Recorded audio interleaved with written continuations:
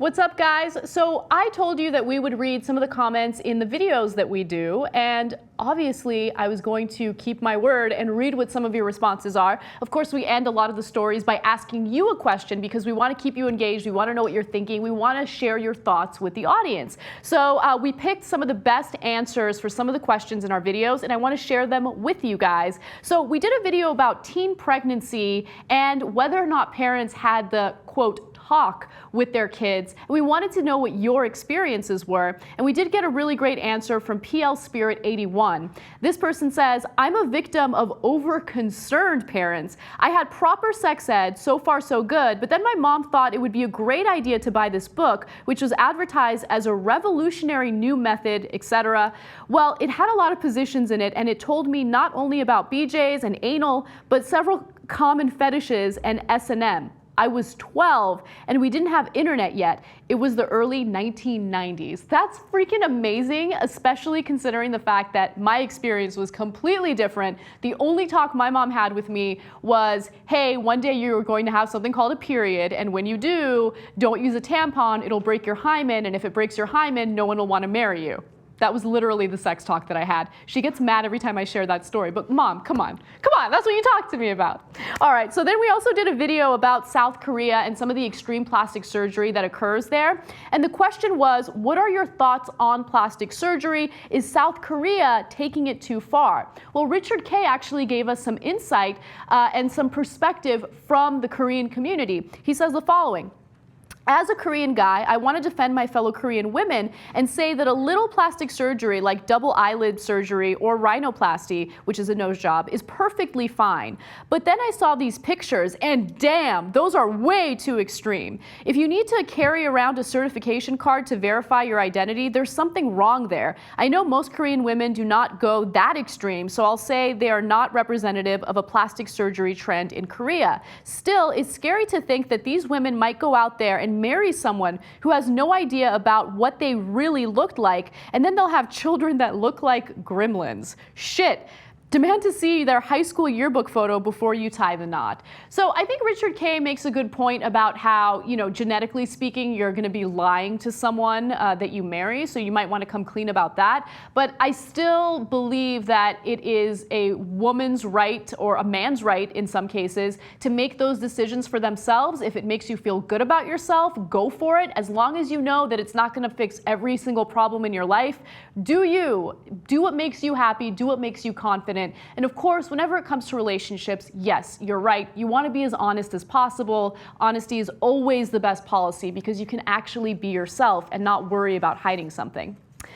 Another video we did was on a girl who claimed that she fed semen-filled cupcakes to bullies. That was one of the classier stories we did on the show. And the question was, what's the worst thing you've done to get revenge on someone? Now, in that story, the reason why the girl claimed that she passed out those cupcakes was because she was a victim of bullying, and she thought that it would be a good way to get revenge. Well, Meridian Dawn said that he or she got revenge in the following way. I'm an exotic dancer for a living. I'm guessing she's a woman. And the girls in my industry have a wonderful way to enact revenge. There's always those customers who either don't understand that we don't get paid or they don't care. They sit and drink their $2 beer, stare at the stage, and get a free show, all while sitting at the rack and calling out for you to come and dance close to them. So we do, and then we fart and walk away.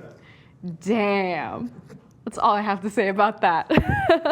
All right, we did a video about the Pope saying that we should baptize anyone who wants to get baptized, even aliens. And the question for that story was, have you ever been forced to participate in something religious that you did not want to be part of? Mr. A Rocker Dude says the following. I attended my grand's Christian funeral a few months ago. 90% of the content was about God, and the other 10% actually mentioned my gran and what she did in her life. When you go to somebody's funeral and 90% of the content is about someone else who most likely doesn't exist, it can get a bit irritating. Thankfully, as an atheist, my funeral can be all about me. It's a really, really great point. I absolutely love that. And I think a lot of people can relate to you. As an atheist, I definitely deal with that. The story that I shared was, going to a Christmas party with my ex-boyfriend's family. They were all really religious. They were holding hands and praying. And I'm not religious, so I kind of felt forced to participate because I didn't want to stand out like a sore thumb. And yeah, it's definitely an uncomfortable situation. And finally, we did this story on a woman that was begging, or women that were begging the Vatican to allow popes and priests to marry. And here's what the question was: have you ever had to keep a relationship secret because it was too scandalous? I love this story because I think a lot of people have had some scandalous relationships. Tyler Valentine says the following: I really hope you read this, Anna. Oh, I'm reading this. My secret relationship happened a year ago when I was a sophomore in high school and I was dating this senior. We were both in the closet, but I was so proud of my boyfriend that I wanted to come out. The problem was that he had a super religious family that would kill him if they found out about us. So we started making up lies to hook up with me and take me on dates. Even made up a girlfriend named Carol so he could share what he loved about me. My mom probably knew because we were having sex in my room while she and my sister were in the house.